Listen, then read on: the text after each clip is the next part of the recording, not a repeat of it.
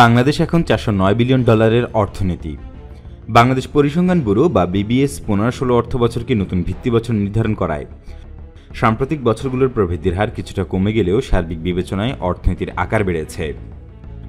উদাহরণ হিসেবে 2005 থেকে 6 অর্থ বছরকে ভিত্তি ধরে নিয়ে বাংলাদেশের মাথাপিছু মোট দেশীয় উৎপাদন বা জিডিপি প্রবৃদ্ধির হার 18-19 অর্থ বছরে নতুন রেকর্ড গড়ে 8.15% হয়েছিল। তবে ভিত্তি বছর হিসেবে 15-16 নির্ধারণ করায় ওই হার কমে 7.88% হয়েছে।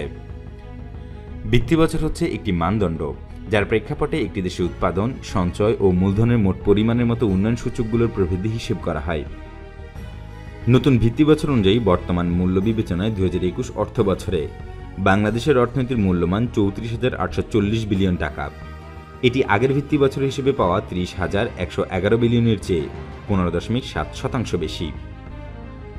বিবিএস-এর একটি নথি অনুযায়ী স্থির মূল্যে নতুন ভিত্তি বছর অনুযায়ী 2021 অর্থ বছরে অর্থনীতির আকার 27,939 বিলিয়ন টাকা। আগের হিসেবে এ আকার ছিল 12,072 বিলিয়ন টাকা। গত অর্থ বছরে জিডিপির আকার দাঁড়ায় 409 বিলিয়ন মার্কিন ডলার। এক্ষেত্রে বিনিময় মূল্য হিসেবে $1 বিপরীতে 85 টাকা ধরা হয়েছে। নতুন হিসেবে 2021 অর্থ বছরে মাথাপিছু আয় $2,227 থেকে বেড়ে $2,554 হয়েছে। পরিকল্পনার প্রতিমন্ত্রী ডক্টর শামসুল আলম জানান, আরও আগেই নতুন ভিত্তি বছর নির্ধারণ করা উচিত ছিল বাংলাদেশের। তিনি জানান, যদিও নতুন ভিত্তি বছর নেওয়ায় অর্থনৈতিক প্রবৃদ্ধি কমে গেছে, তবুও এটি অর্থনীতির বাস্তব চিত্র প্রকাশ করছে। বাস্তব পরিস্থিতি সম্পর্কে জানতে পারলে তা সরকারকে নীতি নির্ধারণের সিদ্ধান্ত নিতে আরও সহায়তা করবে। বিশ্বব্যাংকের ঢাকা অফিসের সাবেক শীর্ষ অর্থনীতিবিদ জাহিদ হোসেন নতুন ভিত্তি বছর নির্বাচনের বিষয়টিকে সাধুবাদ জানান। তিনি বলেন, জিডিপি ও এর সঙ্গে সংশ্লিষ্ট বিষয়গুলোকে সময়মতো সংশোধন করা হলে তা জাতীয় সূচকের পূর্বাভাসের গ্রহণযোগ্যতা এবং অন্যান্য দেশের সঙ্গে তুলনা করার ক্ষেত্রে উপযোগিতা নিশ্চিত করে। নতুন হিসাব চূড়ান্ত হলে জাতীয় অ্যাকাউন্টের ভিত্তি বছরের সম্পৃক্ততা বিবেচনায় বাংলাদেশ অন্য সকল সার্কভুক্ত দেশের চেয়ে এগিয়ে থাকবে। এক্ষেত্রে শুধু মালদ্বীপ 2014 এবং ভারত 2011-12 কাছাকাছি আছে। পাকিস্তান 2005-6 এবং শ্রীলঙ্কা 2010 সালে অর্থাৎ যথেষ্ট পিছিয়ে বাংলাদেশের চেয়ে।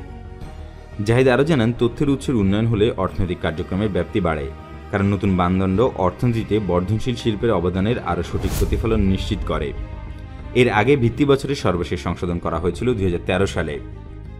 নতুন ভিত্তি বছরের প্রেক্ষাপটে কৃষি, শিল্প এবং সেবা খাতের সম্প্রসারণ ঘটেছে।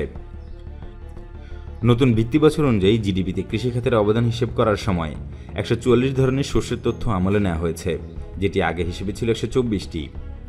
বিবিএস-এর নথি অনুযায়ী কৃষি খাতের মোট মূল্য সংযোজন বা জিভি-এর বর্তমান মূল্য বিগত অর্থ বছরে 4,061 বিলিয়ন টাকা হয়েছে, যেটি আগের হিসেবে 3,846 বিলিয়ন টাকা ছিল।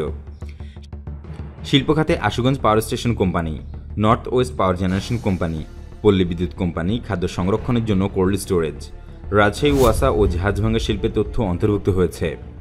নতুন ভিত্তি বছর হিসেবে এ খাতের জিভিএ 2021 অর্থ বছরে 11,362 বিলিয়ন টাকা হয়েছে, যেটি আগের হিসেবে 8,944 বিলিয়ন টাকা। বিবিএস দেশে চালু হওয়া বিভিন্ন নতুন সেবার অবদান জানতেও সমীক্ষা পরিচালনা করেছে। রাইড শেয়ারিং সেবা, বেসরকারি মোটরযান, জাতীয় উড়োজাহাজ সংস্থা বিমান, বেসরকারি নভোএয়ার ও ইউএস বাংলা, বেসরকারি হেলিকপ্টার সেবা, বাংলাদেশ সাবমেরিন কেবল কোম্পানি, চলচ্চিত্র নির্মাণকারী প্রতিষ্ঠান, সিনেমা হল, নতুন ব্যাংক, মোবাইল আর্থিক সেবা, এজেন্ট ব্যাংকিং এবং বেসরকারি স্বাস্থ্যসেবা প্রতিষ্ঠান অন্তর্ভুক্ত করা হয়েছে।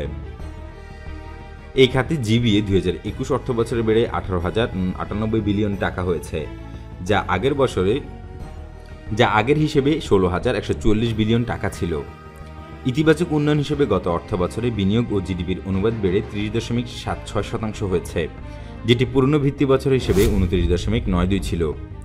বিবিএস-এর একজন কর্মকর্তা জানান, এখন থেকে জিডিপি ও অন্যান্য সূচক হিসেব করার ক্ষেত্রে নতুন ভিত্তি বছর ব্যবহার করা হবে।